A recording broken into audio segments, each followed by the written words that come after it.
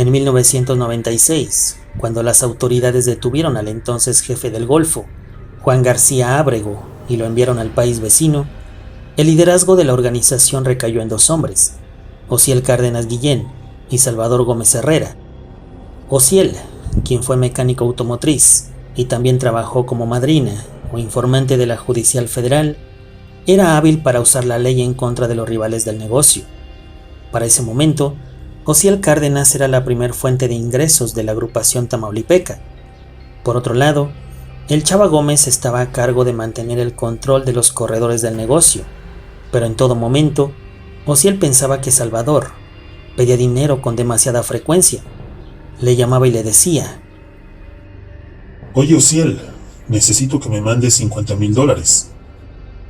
Este trato hacía sentir a Osiel Cárdenas como un empleado del Chava Gómez. Mi compadre ya me tiene hasta la fregada.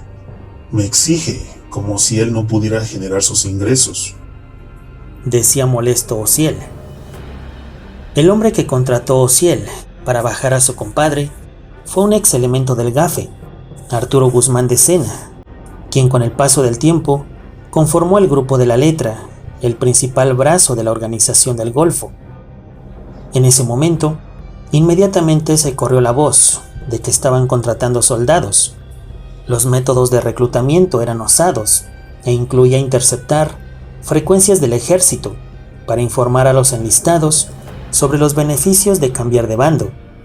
Por la radiofrecuencia se escuchaba que sus ex colegas se estaban llamando a sí mismos como Zetas y que estaban ganando cañonazos de dólares.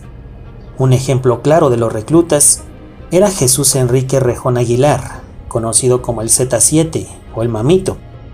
En 1994, cuando tenía 17 años, Enrique Rejón se unió al GAFE y más adelante trabajó como parte del escuadrón de narcóticos. En 1999, cuando el gobierno lo procesó por corrupción, el Mamito desertó del ejército y se fue a Nuevo Laredo, en el estado de Tamaulipas, y encontró trabajo con Osiel Cárdenas, como recolector de deudas, como encargado de las bajas y como supervisor de los cargamentos de la agrupación. En el año 2002, cuando Guzmán de Sena fue bajado, otro ex GAFE, Heriberto Lascano, se hizo cargo del grupo y junto con Efraín Teodoro Torres, incrementaron el número de elementos de los Zetas. Un día, el joven agente del Ministerio Público Federal, Carlos Hinojosa, recibió una invitación junto con otros funcionarios locales para asistir a una junta que se llevaría a cabo. «No interfieran con el negocio. La compañía trabajará libremente», les dijo Teodoro Torres, conocido como el Z14, quien hacía referencia a la compañía como la entidad corporativa conformada por la combinación del Golfo y la Letra. Como Ministerio Público, el trabajo de Hinojosa era procesar quejas y tomar decisiones sobre a quién acusar de los delitos. También servía como contacto entre la oficina del procurador y los grupos del negocio. Conocía a todos los hombres del negocio y era quien recolectaba los pagos, pero le avisaron que aquellos días ya eran cosa del pasado y que el pago ya no sería un asunto negociable. Muchos policías, al enterarse de esto, cambiaron inmediatamente de bando, dejaron de fingir que eran servidores públicos y se unieron directamente a la compañía. Ese día, el Z14 se acercó a Carlos Hinojosa y le dijo: «Entonces, ¿estás trabajando para ellos o para mí?». Le dijeron a Hinojosa que mientras estuviera generando ingresos para la compañía, era bienvenido, y cuando dejara de generarlos, no sería bienvenido. Era así de simple, así que Carlos Hinojosa se convirtió en el contador de la compañía y se dedicó a recolectar dinero de otros hombres del negocio que trabajaban o que hacían negocios con la compañía. A principios de la década del año 2000, la Letra llegó a Nuevo Laredo y se toparon con un mercado ya transformado.